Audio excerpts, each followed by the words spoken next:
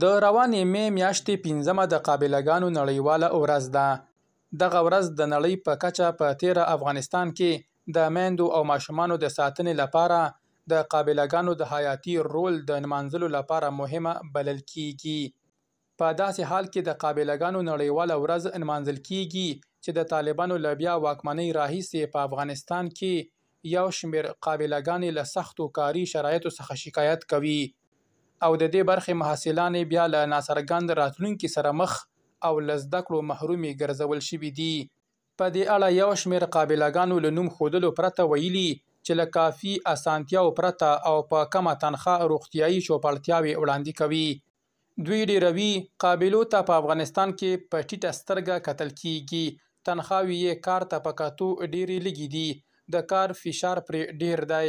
نوکرۍ هم په پرله پسې توګه یوه یا 2 شپې وروسته راځي او امتیازات هم نه لري. بله مهمه خبره دا ده چې اړتیا ده د قابله ګانو په وړتیا لوړونه کې کار وشي. په همدې حال کې د ملګرو ملتونو د وګړو صندوق UNFPA ویلي چې افغانستان د ژوند د ژغورلو لپاره لا ډیرو قابله ګانو ته اړتیا لري.